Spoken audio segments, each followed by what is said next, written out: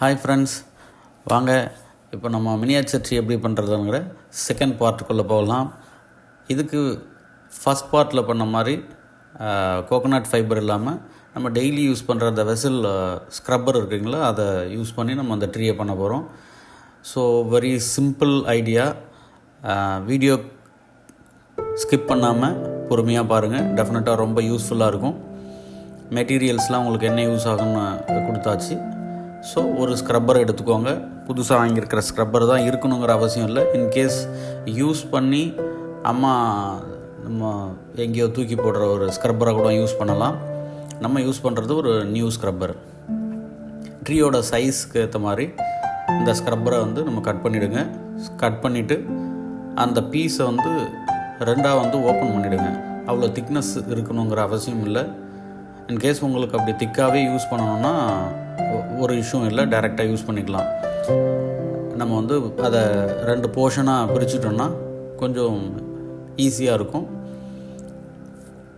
So அந்த part முடித்ததுக்கப்புறம் அந்த ஸ்டிக், அந்த பேம்பு ஸ்டிக், ஸ்டார்டர் யூஸ் பண்ணுற அந்த ஸ்டிக் கட்டரை எடுத்து அதுக்கு மேலே ஒரு லேயர் ரவுண்ட் பண்ணேன்னா ஆட்டோமேட்டிக்காக கட் ஆகிரும். பாருங்கள், ஜஸ்ட்டு ஒரு ரோல் இப்படி பண்ணும்போது என்ன ஆகும்னா, ஈவனாக அந்த ப்ரெஷர் லோடாக இருந்ததுனால நீட்டாக கட் ஆகிரும். ரா எட்ஜஸ்லாம் ஃபார்ம் ஆகாது, நீட்டாக இருக்கும். க்ளூ எடுத்துகிட்டு இப்போது அந்த பீசஸ்லாம் இந்த டாப் போர்ஷனில் இருக்கிற ட்ரீயோட டாப்பில் இருக்கிற அந்த பஞ்சஸ் கொஞ்சம் ஸ்மாலாக இருக்கணுங்கிறதுனால சின்ன பீஸாக எடுத்துருக்கோம். இந்த பீசஸ் நம்ம கட் பண்ணும்போது வேரியஸ் சைஸில் பண்ணணும். ரீசன் அப்புறம் இந்த வேரியஸ் சைஸில் கட் பண்ணிவிட்டு பிளேஸிங்கும், இன்கேஸ் நம்ம அதை இன்சர்ட் பண்ணுவோம் அந்த ஸ்க்ரப்பருக்குள்ளே அந்த ஸ்டிக்கை, அப்படி இன்சர்ட் பண்ணும்போது அந்த ஸ்க்ரப்பரோட பீசஸில் சென்டராக மட்டும் இன்சர்ட் பண்ணிக்காமல் வேரியஸ் கார்னர்ஸில் அந்த மாதிரிலாம் கொஞ்சம் அன்ஈவனாக ப்ளேஸ் பண்ணுங்கள். அது ரொம்ப இருக்கிறது, அந்த ஃபார்ம் ஆகிறது கொஞ்சம் அப்நார்மலாக இருக்கணும், அன்ஈவனாக இருக்கணும். இந்த அன்ஈவனாக இருக்கிறதுல கொஞ்சம் அப் அண்ட் டவுன்ஸ்லாம், அந்த கார்னர்ஸ்லாம் ஷார்ப்பாக இருக்கும். அதெல்லாம் சிசர்ஸ் வச்சு ரிமூவ் பண்ணிவிடுங்க. ஸோ கொஞ்சம் பிளண்ட் பண்ணிவிடுங்க அந்த போர்ஷனை.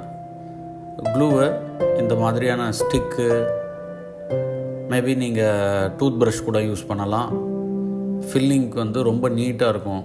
இந்த ஸ்டிக்கில் பண்ணுற டைமை விட டூத் ப்ரஷ் நீங்கள் எடுத்து அப்ளை பண்ணும்போது இன்னும் ஃபாஸ்ட்டாக ஃபில் ஆகும். கொஞ்சம் இதை விட ஈவனாகவுமே ஃபில் ஆகிறதுக்கான சோர்ஸ் அதிகம். அதனால் நீங்கள் அந்த டூத் ப்ரஷ் கூட யூஸ் பண்ணுங்கள். ஸோ அப்ளை பண்ணுறது ஈவனாக இருக்கணும், அதை கன்ஃபார்ம் பண்ணிவிடுங்க.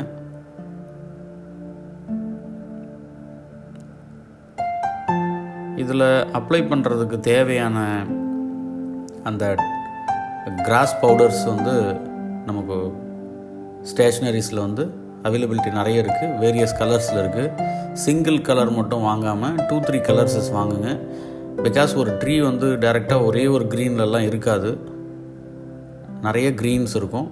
நீங்கள் ஒரு 2 to 3 கலர்ஸாவது அட்லீஸ்ட் வாங்கி வச்சுக்கோங்க ஸ்டாக். இந்த மாதிரி நீங்கள் ஒரு கவருக்குள்ளே இல்லை ஒரு பவுச்சில் ஆர் ஒரு பிளாஸ்டிக் பாக்ஸுக்குள்ளே கலரை கொட்டிட்டு டைரெக்டாகவே உள்ளே இன்சர்ட் பண்ணிவிட்டு இந்த மாதிரி ஷேக் பண்ணிங்கன்னா ரொம்ப ஈவனாக, ஈஸியாக நம்ம ஹேண்டில் ஸ்ப்ரெட் பண்ணுறத விட அதுவாக ஃபில் ஆகிடும்.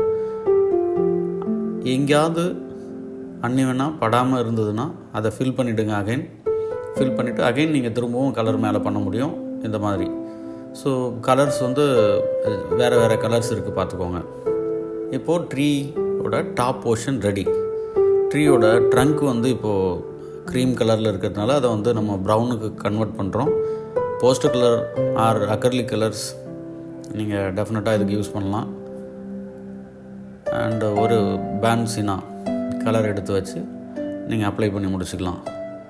ஸோ உங்களுக்கு ட்ரீ முடிஞ்சிருச்சு, உங்களுக்கு தேவையான ட்ரீ கிடச்சிருச்சு. Thank you friends.